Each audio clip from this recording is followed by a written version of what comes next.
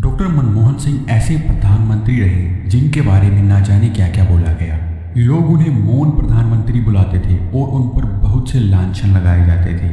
पर मनमोहन सिंह ऐसे व्यक्ति थे जिन्होंने इतने सारे झूठे आरोपों को सहते हुए भी पूरी निष्ठा से अपना काम करना जारी रखा। मनमोहन सिंह आज़ादी के बाद देश के पहले गैर हिंदू प्रधानमंत्री बने। साथ ही पंडित जवाहरलाल नेहरू के बाद वो दूसरे प्रधानमंत्री बने जो लगातार अपने दूसरे कार्यकाल में भी 5 वर्षों तक प्रधानमंत्री के पद पर रहे। वो भले ही लोगों के सामने खुद को एक बड़े नेता के रूप में नहीं रख पाए, लेकिन उनके किए गए सुधारों की वजह से ही हमारा देश पूरी दुनिया में अपनी अलग पहचान बना पाया। पिछले कुछ समय से भारत अब तक के सबसे बड़े बेरोजगारी संकट से जूझ रहा है। भारत की जीडीपी भी अपने सबसे बुरे दौर में पहुंच चुकी है, जो कि विश्व में सबसे बुरी अर्थव्यवस्थाओं में से एक हो चुकी है। ऐसे समय में मनमोहन सिंह जैसे प्रधानमंत्री की कमी पूरे देश को महसूस हो रही है, क्योंकि मनमोहन सिंह एक बहुत बड़े इकोनॉमिस्ट होने के साथ साथ बहुत ही समझदार व्यक्ति भी थे। आइए मनमोहन सिंह के जीवन के बारे में आपको बताते हैं और जानते हैं कि किस तरह से उन्होंने देश की प्रगति में अपना योगदान दिया था। लेकिन उससे पहले अगर आप पहली बार हमारे चैनल पर आ रहे हैं तो हमारे चैनल को सब्सक्राइब करना ना भूलें। मनमोहन सिंह का जन्म 26 सितंबर 1932 को पंजाब के गह में एक सिख परिवार में हुआ था। पंजाब का ये हिस्सा आज पाकिस्तान में है। उनके पिता का नाम गुरमुख सिंह और माता का नाम अमृत कौर था। छोटी सी आयु में ही उनकी माताजी का देहांत हो गया था, जिसके बाद उनका पालन पोषण उनकी दादी ने किया था और वो उनके बेहद करीब थे। आज़ादी के बाद जब देश का बंटवारा हुआ तो उनका परिवार भारत आ गया और अमृतसर में रहने लगा। उन्होंने हिंदू कॉलेज से अपनी पढ़ाई शुरू की और बाद में पंजाब यूनिवर्सिटी से इकोनॉमिक्स में अपनी बैचलर और मास्टर्स की डिग्री 1952 और 54 में हासिल की। इसके बाद उन्होंने कैम्ब्रिज और ऑक्सफोर्ड यूनिवर्सिटी से आगे की पढ़ाई की। 1958 में उन्होंने गुरशरण कौर से शादी कर ली। उनकी 3 बेटियां हैं, उपिंदर कौर, दमन कौर और अमृत कौर। उनकी 3 बेटियां राजनीति से दूर हैं और अपने क्षेत्र में माहिर हैं। मनमोहन सिंह की पत्नी गुरशरण कौर ने एक इंटरव्यू के दौरान बताया था कि मनमोहन सिंह ने उनसे सबसे पहली बात जो पूछी थी वो ये थी कि ग्रेजुएशन में उनकी क्या डिवीज़न आई है, जिसके जवाब में उन्होंने कहा था 2nd डिवीज़न। इससे पता चलता है कि मनमोहन सिंह शिक्षा को लेकर कितने सजग थे। 1966 से 69 तक उन्होंने United Nations conference on trade and development के लिए भी काम किया। इकोनॉमिक्स के क्षेत्र में अपनी प्रतिभा के कारण उन्हें मिनिस्ट्री ऑफ फॉरेन ट्रेड में एडवाइज़र भी नियुक्त किया गया। इसके अलावा वो दिल्ली यूनिवर्सिटी में professor, chief economic adviser, secretary finance ministry, deputy chairman of planning commission, governor of RBI, adviser to prime minister on economic affairs और यूजीसी के चेयरमैन भी रह चुके हैं। जब देश को संकट से उभारा था 1991 में पीवी नरसिम्हा राव देश के प्रधानमंत्री थे। देश उस समय बड़ी खराब स्थिति में था, क्योंकि भारत का फिस्कल डेफिसिट 8.5% ऑफ जीडीपी हो चुका था और करंट अकाउंट डेफिसिट भी 3.5% ऑफ जीडीपी हो गया था। इसके साथ ही भारत के पास सिर्फ $1 बिलियन का फॉरेन रिजर्व बचा था, जिससे सिर्फ 2 हफ्ते के इंपोर्ट का खर्च उठाया जा सकता था। देश के लिए ये समय बहुत मुश्किल था। उस वक्त पीवी नरसिम्हा राव ने मनमोहन सिंह में विश्वास दिखाते हुए उन्हें फाइनेंस मिनिस्टर नियुक्त किया। मनमोहन सिंह एक पॉलिटिकल व्यक्ति नहीं थे, फिर भी नरसिम्हा राव ने उन्हें सीधे ही फाइनेंस मिनिस्टर के पद पर बैठा दिया। बाद में वो असम से राज्यसभा के लिए चुने गए थे। मनमोहन सिंह को राजनीति में लाने का श्रेय पीवी नरसिम्हा राव को ही जाता है। मनमोहन सिंह ने भारत के पास मौजूद सोने को दुनिया के बैंक्स में गिरवी रखकर पैसा लिया और साथ ही आईएमएफ से भी बहुत सारा धन लोन के रूप में लेकर देश को फिर से प्रगति के मार्ग पर आगे बढ़ाया।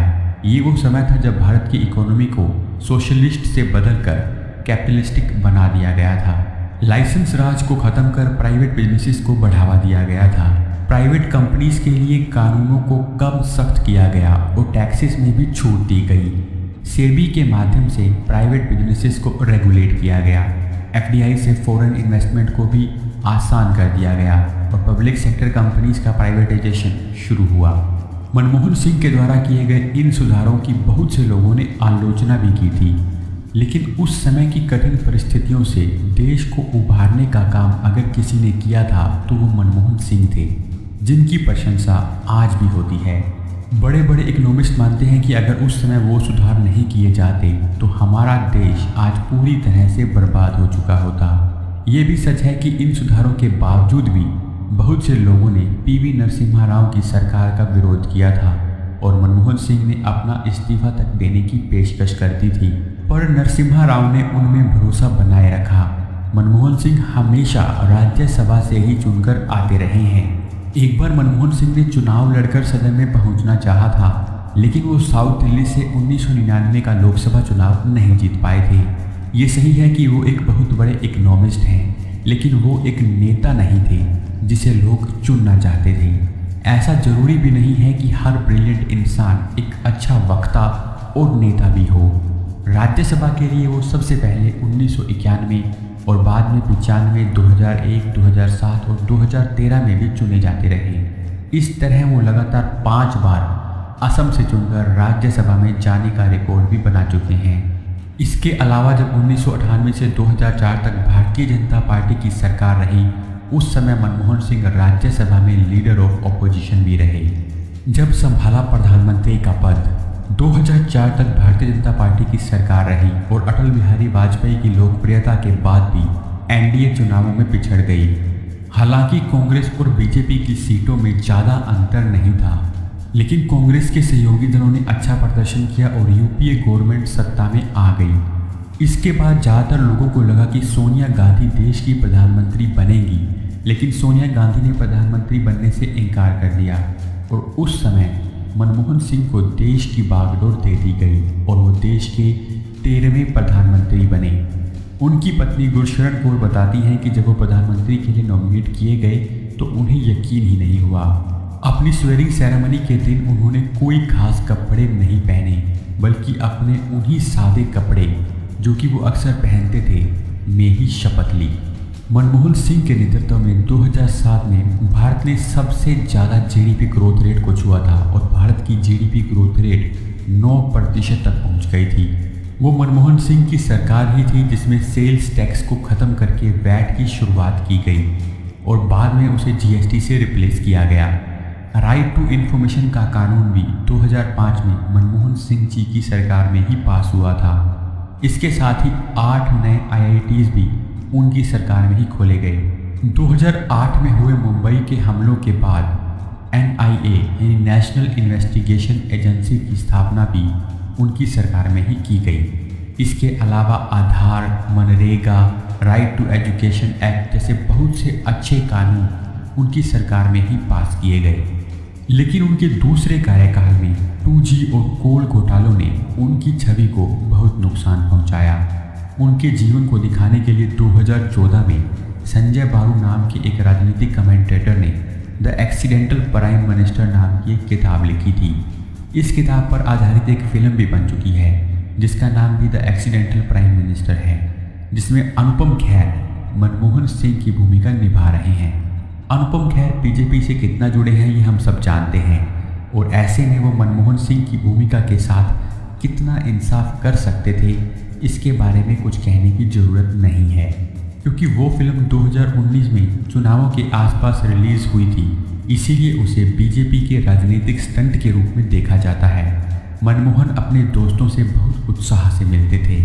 पीएम बनने के बाद भी अपने बचपन के दोस्त राजा मोहम्मद अली से वो मिले, जो 2008 में उनसे मिलने पाकिस्तान से पहुंचा था।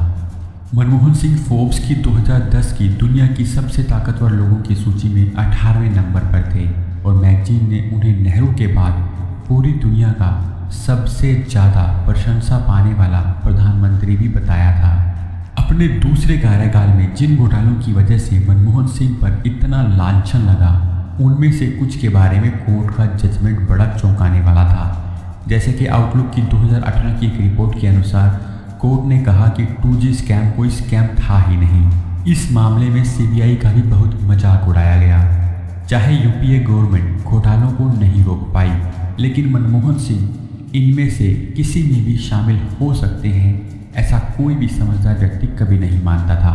भले ही वो अपने खिलाफ लगे आरोपों का उस तरह से जवाब नहीं दे पाए, लेकिन वो अब तक के सबसे प्रभावशाली प्रधानमंत्रियों में से एक रहे हैं। आपकी इस बारे में क्या राय है, आप हमें कमेंट करके ज़रूर बताइए। अगर आपको वीडियो पसंद आया तो वीडियो को लाइक और अपने दोस्तों के साथ शेयर जरूर कीजिए। आपसे फिर मुलाकात होगी एक और वीडियो के साथ। धन्यवाद।